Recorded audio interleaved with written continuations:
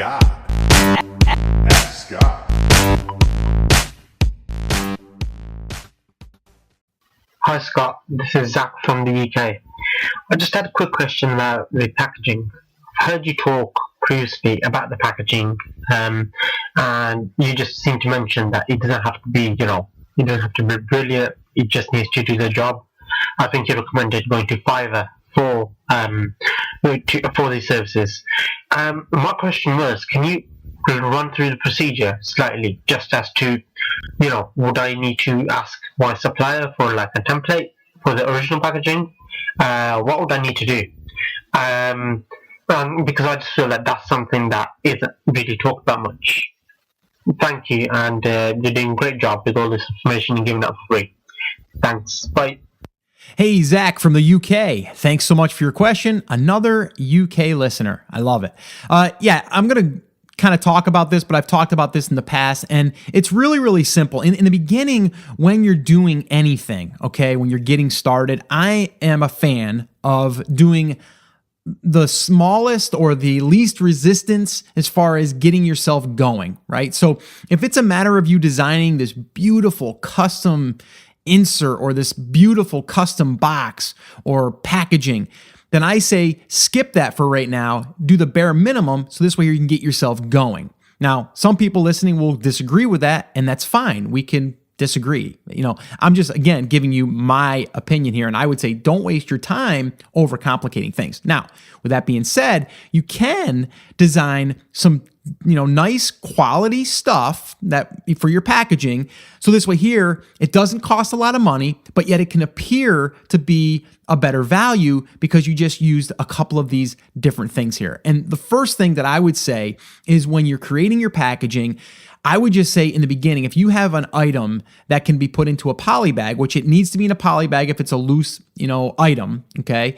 It needs to be in a poly bag. So if you put it in a poly bag, rather than just throwing it in a poly bag and then sealing it and sending it off, putting in a nice heavy cardstock, okay, that's maybe glossy. Okay, and I like glossy because it gives it that sheen where it looks really, bright and the colors pop and all that stuff. And then I would probably hire someone on Fiverr or someone on 99 Designs or Odesk or Elance or any of those sites. Fiverr is probably a great place to start, and have them custom design the insert for you. Now, the insert could just have your logo on the front, right? And then on the back of it, what I like to do is include some instructions to how to use the product if it requires that, okay? Now, the other thing that I would say, and again, this is something that you're probably going to want to discuss with an attorney, depending on your product and all that stuff, but you're going to want some type of disclaimer in there. The bag itself needs to have a suffocation warning printed on it.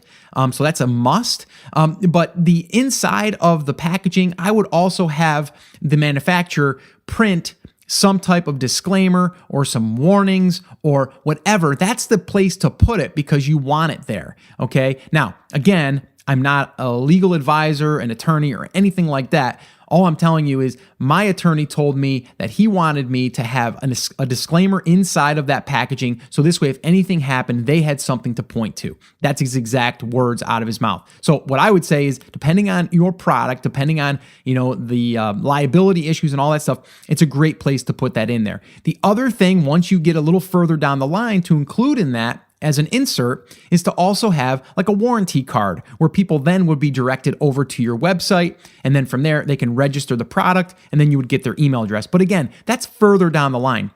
The bare minimum is to have an insert card where it's going to represent your brand. So it could have your logo and, really nice, colorful, colors on the packaging. And then this way here, when they lift up the package, it actually feels rigid, right? It's not this floppy bag. And then the other question that you had there was like, do you have templates or anything like that? Usually the manufacturer will be able to custom size it to any size that you give them. But I would ask them what the size of the bag is. okay, or the item is. And then I would make that insert card just a touch smaller. So this way here, when it fits in the bag, it's going to fill the entire bag out. That's my personal, preference on that. But a lot of times the manufacturers will work with you on that stuff, and sometimes they even have a designer on hand there. So you may even want to reach out to them and ask if they can do anything. But I've found myself personally, if you just go to Fiverr, and I'm not saying that you're going to go to Fiverr and find something really good for $5. The way it works on Fiverr is you go there, you look at and see what they offer, and then from there, it's usually going to be 5 or 6 credits or gigs as they call them. So it's really going to cost you like $30 to $50 to get that artwork done. But once you get the artwork, then you can submit it and then they can print it. And their printing over there in China is really good, actually. I've been really happy with that, and it's really inexpensive. I think for an insert card that I just had created, it's like 6 inches wide by 9 inches long, full color, front and back. I think it was like 15 cents. So really, really inexpensive.